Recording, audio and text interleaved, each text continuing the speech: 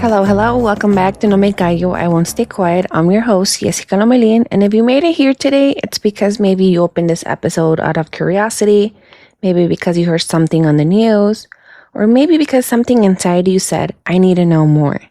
And I want to start with this with complete honesty. This episode is not meant to scare you. It's not meant to fill you with fear. And it's not meant to make you feel powerless. This episode is meant to inform you, to open your eyes, and to remind us of the importance of raising awareness about this horrific crime that exists, human trafficking. January is Human Trafficking Awareness Month, so I decided to dedicate this entire month to talking about this topic, because silence continues to be one of human trafficking's greatest allies. So this January, we'll be doing a series called Unmasking Human Trafficking in Our Community, Desenmascarando el tráfico humano en nuestra comunidad, where every episode on Friday will be dedicated to human trafficking. And our very first episode in this series is called Close to Home, Human Trafficking Exists Here. Cerca de casa, el tráfico humano existe aquí. But before we dive in, I want to share something personal with you. I've spent about 8 years working in this field, walking alongside survivors, assisting in operations, witnessing real cases, and even so, I do not consider myself an absolute expert. Because the moment we believe we already know everything, we stop listening, we stop learning, and we stop seeing. So this space is a space for conversation, for humanity, and for collective awareness. So breathe with me, because this won't be an easy episode to listen to. And if at any point you need a pause, do it. Remember to take care of yourself. And as always, you can process it with me. Remember that this is a safe space. So you already know what to do. Get comfortable, grab your coffee, your cafecito, your glass of wine, or your cold beer, and get ready to chismear with me. But before we go any further, we need to clear up something very important. Because when we hear the words human trafficking, many people immediately think of movies. They think of dark scenes, violent kidnappings, people being dragged into vans, extreme rescues, high-speed chases, heroes saving the day. We think of the movie Taken or the movie Sound of Freedom. And while those stories can exist in certain contexts, that is not the most common way human trafficking happens, especially here in the US. And these myths are dangerous because when we believe human trafficking only looks one way, we fail to recognize it when it shows up in real life. So let's start with the basics. Human trafficking is not an event, it's a process. And it doesn't always begin with extreme violence. Many times it begins with a connection, with someone who listens, someone who promises, someone who offers help, someone who feels safe.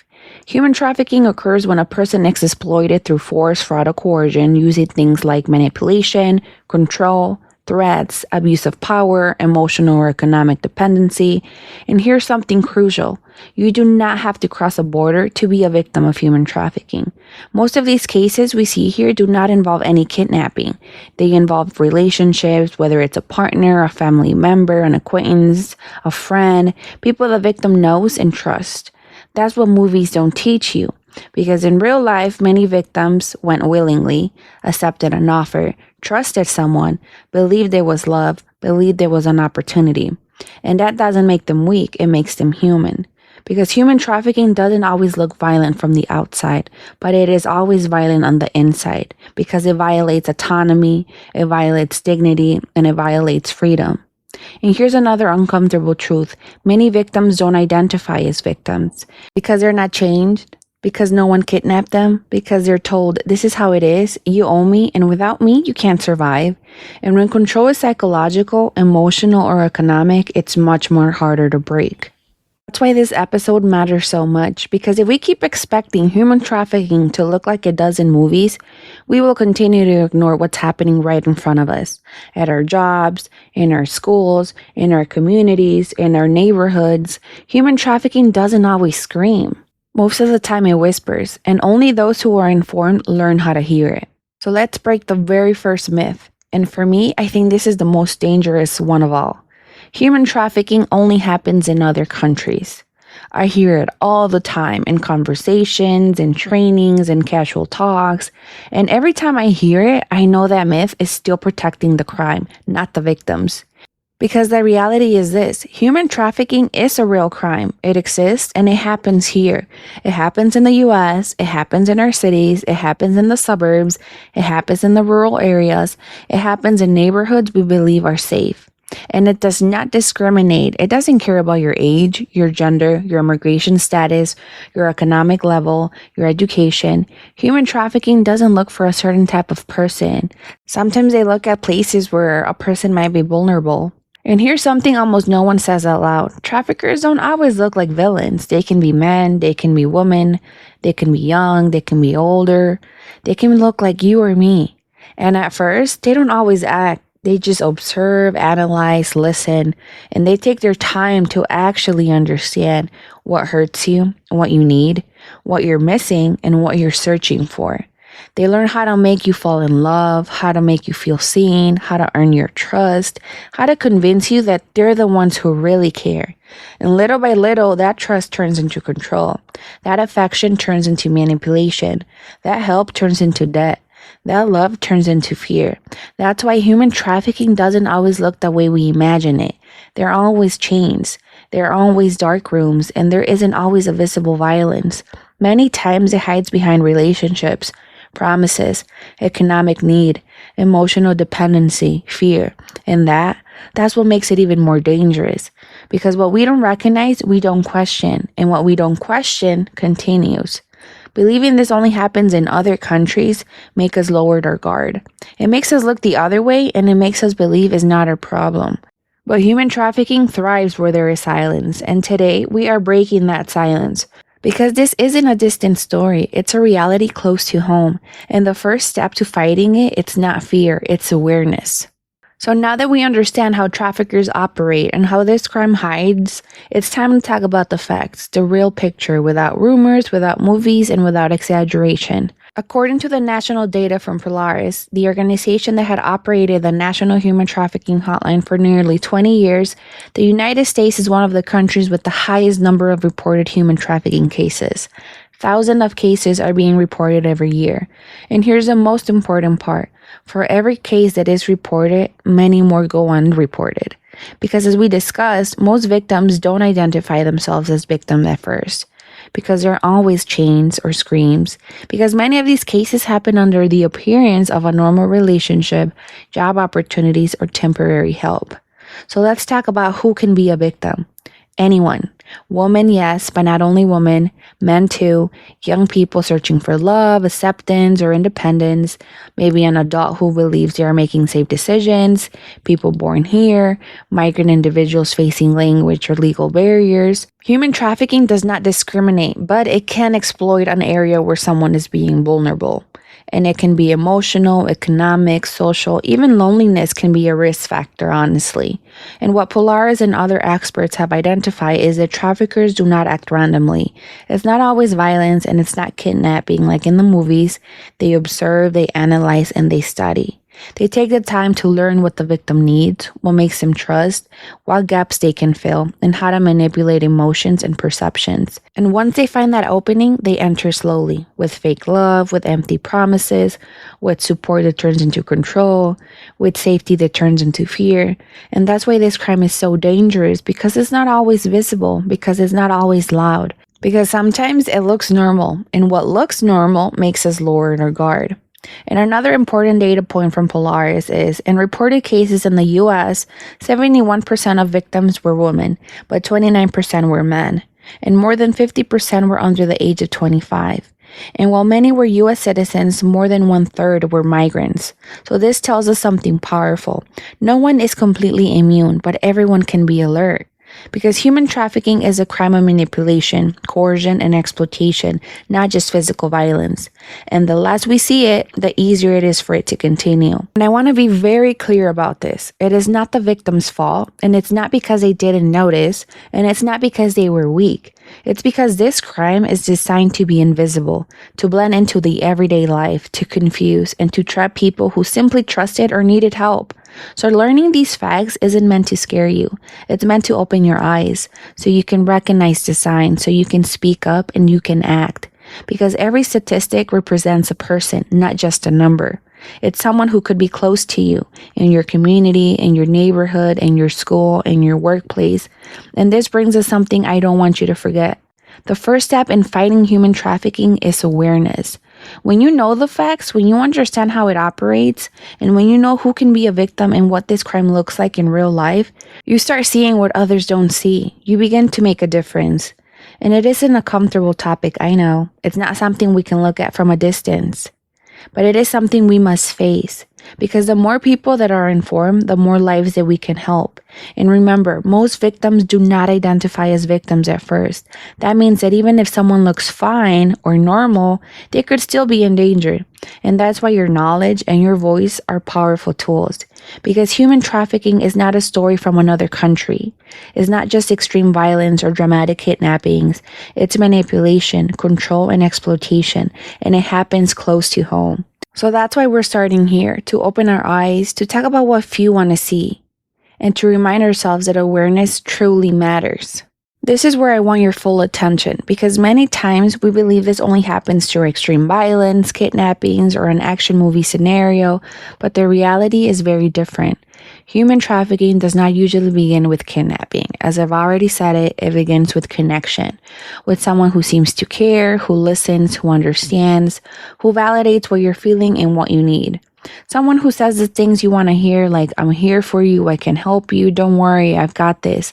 And that person could be a romantic partner, someone who appears loving and slowly begins to isolate you, a friend, someone who seems trustworthy but leads you into uncomfortable or dangerous situations, someone on social media who knows your interests, your fears, and what you're searching for, and uses that to get close. Someone who appears helpful, offering financial support, job opportunities, or even protection. And that's where it becomes subtle, invisible. Little by little, they isolate you from people who could help you. They control you, telling you what to do, where to go, who to talk to. They manipulate you using fear, guilt, or promises of love. They normalize abuse, making you believe this is just how it is, and no one else will understand you.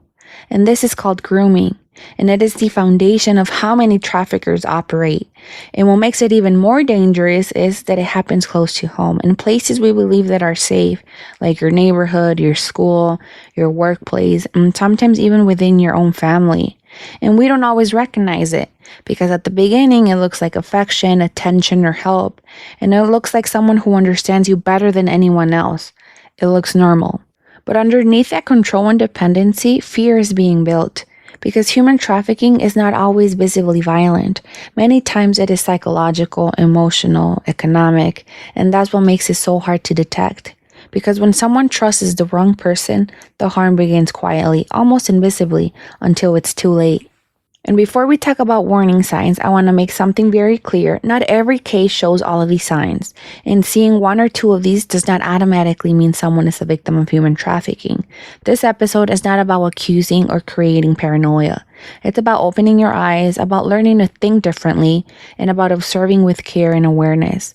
With that being said, some possible red flags include someone who does not control their own identification or documents, and this could include a passport, an ID, a driver's license. If someone else is holding or controlling them, it may be a sign of manipulation. Someone who cannot speak for themselves. They seem unable to express their own opinions or make basic decisions, and this is not shyness, it tends to be control. Someone who appears to be constantly monitored. You notice they are rarely alone, or someone is always watching over them in a very excessive way. Someone with inconsistent stories. Their story doesn't add up, changes often, or avoids important details, and not because they're lying, but because they're trapped in manipulation and fear. Someone who shows extreme fear in situations that shouldn't be that frightening.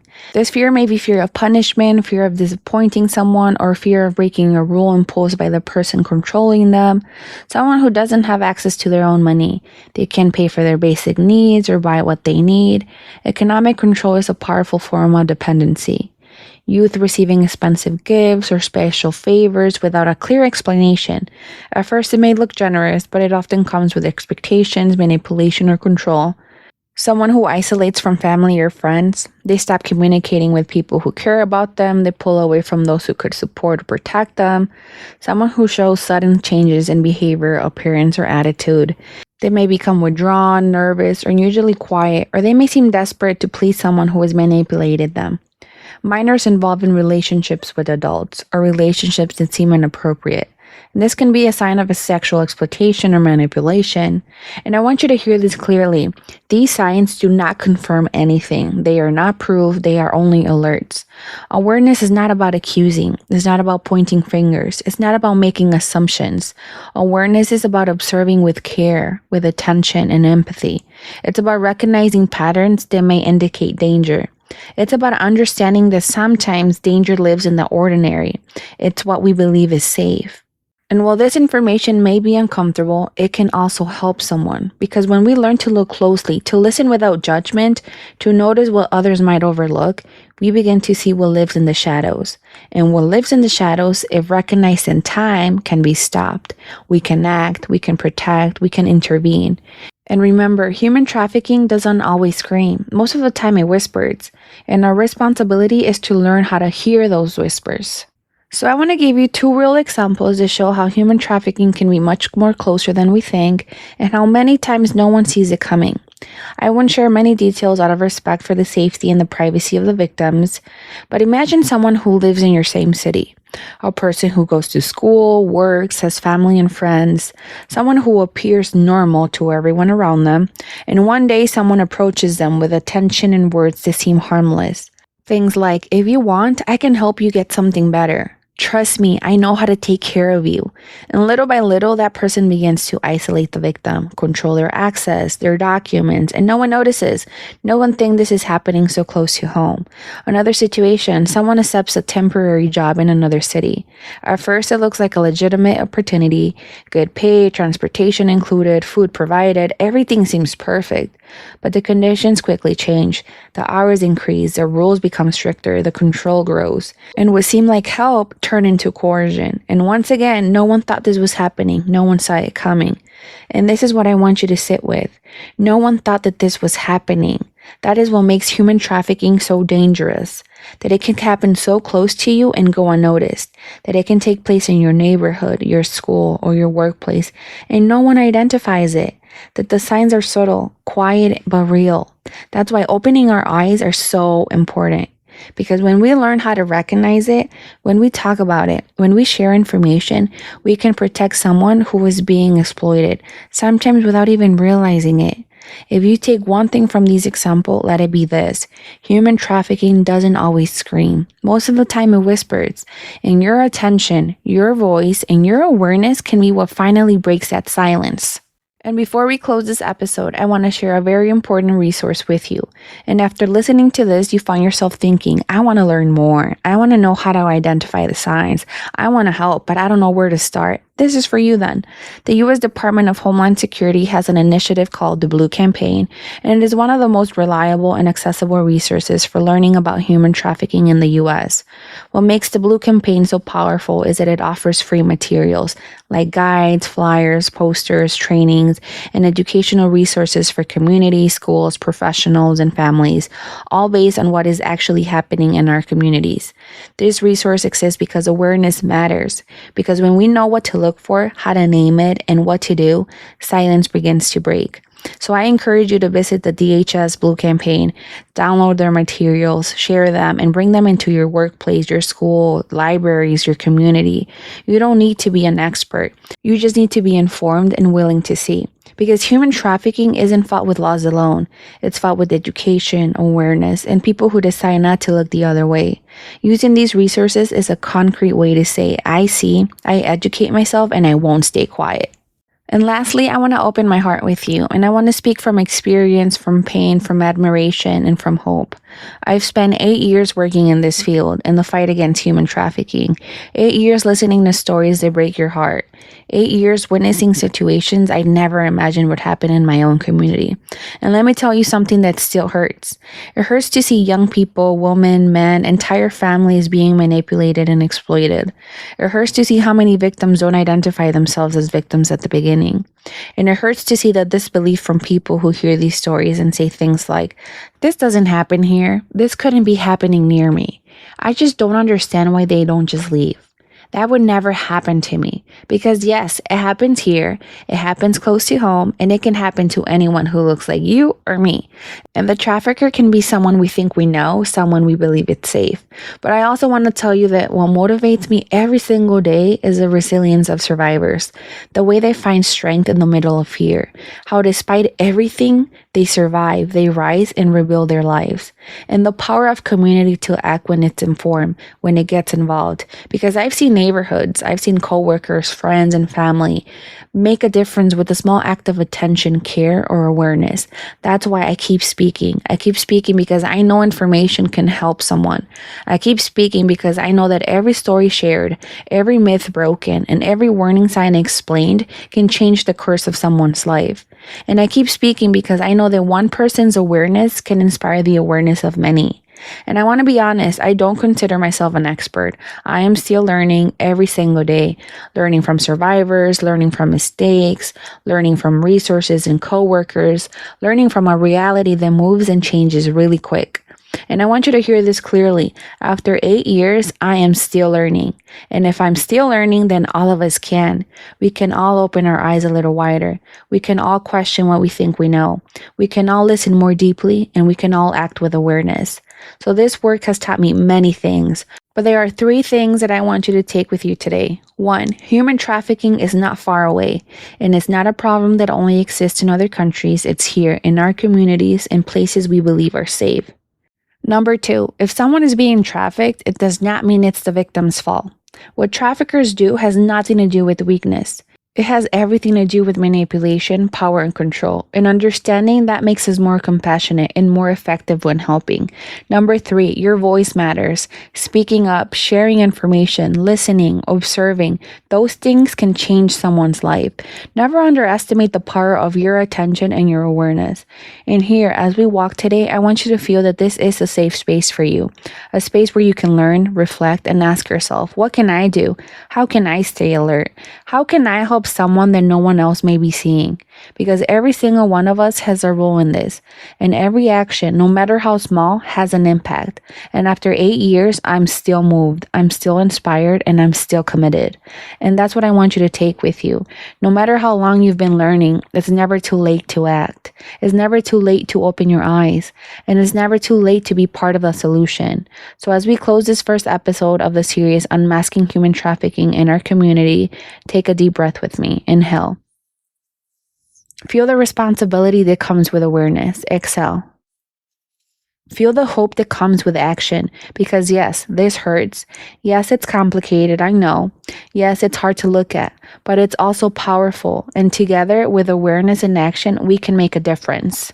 So this episode doesn't end here. This is just the beginning. If today you learned something new, if today something made you uncomfortable, and if today you open your eyes just a little more, it was worth it.